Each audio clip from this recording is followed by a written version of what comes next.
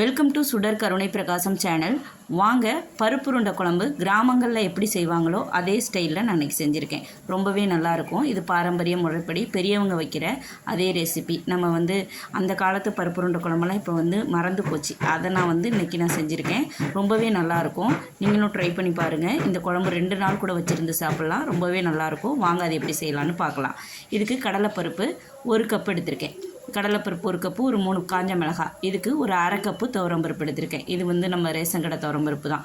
இது சாம்பாரெல்லாம் வைக்க முடியல, அதனால் நான் இந்த மாதிரி குழம்பு, வடை, உருண்டை இதுக்கெல்லாம் நான் யூஸ் பண்ணிக்கிட்டு இருக்கேன்.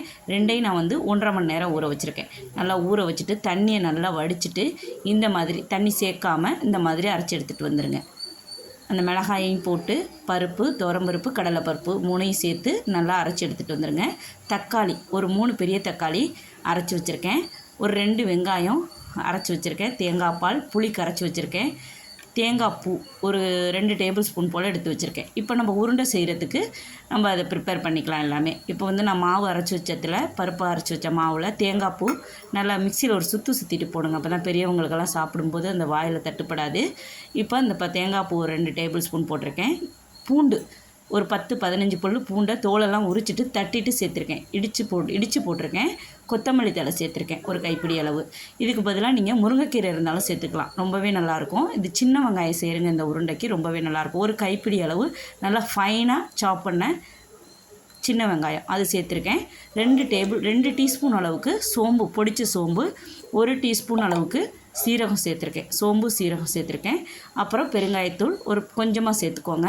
மஞ்சத்தூள் ஒரு 1/4 டீஸ்பூனு, உப்பு ஒரு 1/2 டீஸ்பூன் போட்டுக்கோங்க. அப்புறமா நம்ம குழம்புல போடுறப்ப சேர்த்துக்கலாம். ரொம்பவே நல்லாயிருக்கும். இப்போ இதெல்லாம் நல்லா ஜென்டிலாக பிசைஞ்சு விட்டுட்டு உருண்டைகளாக உருட்டிக்க வேண்டியது தான்.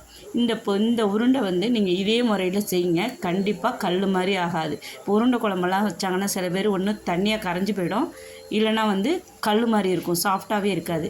நான் சொல்கிற முறைப்படி நீங்கள் செய்யுங்க. கண்டிப்பாக சாஃப்டாக 2 நாள் ஆனால் கூட சாஃப்டாகவே இருக்கும் குழம்புல போட்டு அந்த வச்சுருக்க உருண்டை. இப்போ இந்த மாதிரி தேவையான அளவு நம்ம உருட்டிக்கணும்.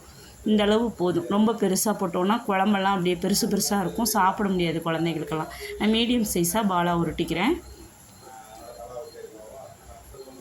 இப்போ பருப்புருண்டை குழம்பு பல பேர் பல விதமாக செய்வாங்க. இது எங்கள் ஊரில், எங்கள் கிராமங்களில் வைக்கிற ஒரு முறையில் தான் நான் இன்றைக்கி செஞ்சு காமிச்சிருக்கேன்.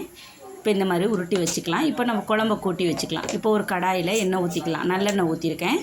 ஒரு 4 டேபிள் ஸ்பூன் போல் நல்லெண்ணெய், வெந்தயம் 1 டேபிள் ஸ்பூன் போட்டிருக்கேன். கருவேப்பிலை போட்டு தாளிச்சிக்கலாம். பச்சை மிளகாய். இப்போ இதுக்கு வெங்காயம்னா அரிஞ்சு போடுவாங்க. நான் இன்றைக்கி அரைச்சி போட்டிருக்கேன். 2 பெரிய வெங்காயம் போல் எடுத்து அரைச்சிட்டு நல்லா ஃபைனாக அரைச்சிட்டு இந்த மாதிரி சேர்த்துக்கோங்க. இந்த மாதிரி அரைச்சிட்டு சேர்க்குறப்ப குழம்பு நல்லா க்ரீமியாக இருக்கும், நல்லாவும் இருக்கும். சாப்பிடும்போது அந்த இது உங்களுக்கு தெரியும். இந்த மாதிரி அரைச்சி வச்சோம்னா கொஞ்சம் குழம்பு ரிச்சாக தெரியும். இப்போ கல்லுப்பு சேர்த்துக்கலாம். அந்த வெங்காயத்தோடு சேர்த்து வதக்கிறப்போ, கல்லுப்பு போட்டு வதக்கிறப்போ ரொம்பவே நல்லாயிருக்கும். சீக்கிரமும் வெங்காயம் வதங்கும். அந்த பச்சை ஸ்மெல் போயிடும் அந்த உப்பு போட்டோன்னே. இப்போ நல்லா இந்த மாதிரி நல்லா வதக்கிக்கோங்க. இதுக்கு நல்லா அடிக்கணமான பாத்திரமாக வச்சுக்கோங்க. அப்போ தான் இந்த குழம்பெல்லாம் இந்த மண் பாத்திரம் இல்லைன்னா அடிக்கணமான பாத்திரம், இந்த மாதிரி புளிக்குழம்பு, காரக்குழம்பு, உருண்டை குழம்பெல்லாம் இந்த மாதிரி கனமான பாத்திரத்தில் வைங்க. ரொம்பவே நல்லாயிருக்கும். இப்போ பெருங்காயத்தூள் நம்ம ஏற்கனவே உருண்டையிலையும் போட்டிருக்கோம். இதில் கொஞ்சமாக சேர்த்துக்கோங்க. ஒரு 1/4 டீஸ்பூன் போட்டு நல்லா கிளறி விட்டுக்கோங்க. நல்லா வதக்கணும். இந்த மாதிரி வதக்கிட்டு நம்ம குழம்பு வைக்கிறப்ப தான் குழம்பு நல்ல டேஸ்ட்டும் இருக்கும், ருசி இருக்கும். நம்ம சாப்பிடும்போது ஒரு கரண்டி எடுத்து போட்டு சாப்பிட்டாலும் நல்லாயிருக்கும். இப்போ தக்காளி அரைச்சா 1 கப்பு, 1/2 கப்பு வெங்காயம், 1 கப்பு தக்காளி. இதுதான் இந்த குழம்புக்கு நான் ஒரு 1/4 கிலோ பருப்பு எடுத்துருப்பேன்னா அதுக்கு இந்த மாதிரி வச்சுக்கோங்க. இந்த மாதிரி அரைச்சிட்டு செய்கிறப்ப குழம்பு நல்லாயிருக்கும். இந்த மாதிரி தக்காளி வெங்காயம் நல்லா வதங்கிடணும். அந்த புகைச்சல் அந்த பச்சை ஸ்மெல்லெல்லாம் போயிட்டு அந்த தக்காளி வெங்காயத்துலேருந்து எண்ணெய் பிரிஞ்சு அந்த கங்குலெல்லாம் வரும். அதுக்கப்புறமா தான் நம்ம மசாலா பொடி சேர்க்கணும். இதுக்கு ஒன்றும் பெருசாக இல்லை. மஞ்சத்தூள் 1/2 டீஸ்பூன், மல்லித்தூள் 2 டீஸ்பூன், மிளகாத்தூள் 1 டீஸ்பூன், சாம்பார் தூள் 1 டீஸ்பூன் சேர்த்துக்கோங்க. சாம்பார் தூள் சேர்க்குறப்ப இந்த உருண்டை குழம்பு ரொம்பவே நல்லாயிருக்கும். ட்ரை பண்ணி பாருங்கள். இப்போ நல்லா வதக்கி விட்டுக்கோங்க. இந்த மசாலாலாம் போட்டு இந்த கிரேவியில் நல்லா வதக்கிடுங்க. இந்த மாதிரி ஒட்டாமல் இருக்குது பாருங்கள். நல்லா இந்த மாதிரி நல்லா வதங்கி வந்ததுக்கப்புறமா நம்ம புளிக்கரைசல் ஊற்றணும். இந்த மாதிரி வதக்கி எடுத்துக்கோங்க. பார்க்குறதுக்கே நல்லா பழப்பாக இருக்குது பாருங்கள். இந்த மாதிரி வதக்கிட்டு நீங்கள் குழம்பு வைங்க. கண்டிப்பாக நல்லாயிருக்கும் உருண்டை குழம்பு. இப்போ புளி கரைச்சி வச்சுருக்கேன். இந்த புளி நான் ஒரு சின்ன எலுமிச்சம்பழ சைஸ் தான் எடுத்திருக்கேன். குழம்பை ஃபஸ்ட்டு தண்ணியாக வச்சுக்கணும். அப்போ தான் இந்த குழம்பு நம்ம உருண்டை போட்டதுக்கப்புறம் நல்லா கெட்டியாக மாறிடும். இப்போ நல்லா கலந்து விட்டுட்டு இந்த புளி தண்ணி ஊற்றுனதுக்கப்புறம் நல்லா கொதிக்கணும். இந்த புளி தண்ணி கொதித்ததுக்கப்புறமா நம்ம ஒரு மூடி தேங்காய், நல்லா பெரிய சைஸ் மூடி தேங்காய் தான், தேங்காய் பால் எடுத்துருந்தேன், சக்கையை போடாமல் பால் எடுத்துகிட்டு ஊற்றிருக்கேன். இன்னும் சக்கையோடு போட்டோன்னா குழம்பு இன்னும் கெட்டியாகிடும். நீங்கள் பாலாக விட்டிங்கன்னா குழம்பு தண்ணியாக இருக்கும், நம்ம உருண்டை போடுறதுக்கும் இதுக்கும் கரெக்டாக இருக்கும். தேங்காய் பால் புளி தண்ணி நல்லா கொதித்ததுக்கப்புறமா நீங்கள் தேங்காய் பாலை ஊற்றுங்க. ஒரு கப்பு தேங்காய் பால் ஊற்றி இந்த மாதிரி நல்லா கொதிக்கணும். நல்லா கொதித்து குழம்பு வந்து நமக்கு எவ்வளோ கன்சிஸ்டன்சி தேவைன்னு நமக்கு தெரியும். அதில் ஒரு 3/4 திட்டம் வந்ததுக்கப்புறம் தான் நீங்கள் உருண்டை போடணும். உருண்டை வந்து நம்ம வேக வச்செல்லாம் போடுறதில்ல, டேரெக்டாகவே போட போகிறோம். இந்த மாதிரி போடுறப்போ சாஃப்டாக இருக்கும். கண்டிப்பாக சொல்கிறேன், கரையவே கரையாது. நீங்கள் நம்பிக்கையோடு செய்யுங்க, கரையவே கரையாது. குழம்பு இந்த கன்சிஸ்டன்சியில் இருக்கணும், தண்ணியும் இல்லாமல் கெட்டியாகவும் இல்லாமல் இந்த மாதிரி இருக்கணும். அந்த மசாலா தூள் பச்சை ஸ்மெல்லாம் குழம்ப விட்டு போயிடணும். அதுக்கப்புறமா தான் நீங்கள் உருண்டை போடணும். ஏன்னா உருண்டை போட்டு ரொம்ப நேரம் கொதிக்க விடக்கூடாது.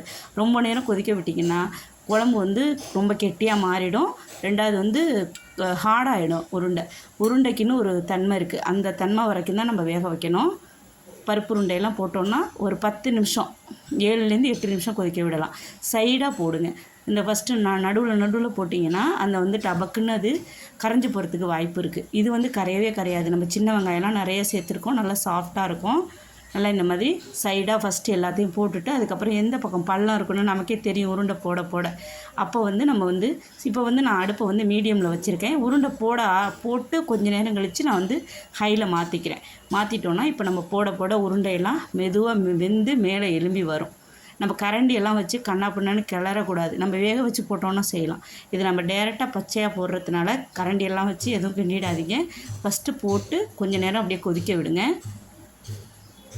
இந்த மாதிரி நல்லா நடுவில் எந்த பக்கம் பள்ளமாக இருக்கோ அந்த இடத்துல உருண்டைகளை போட்டுகிட்டே வாங்க.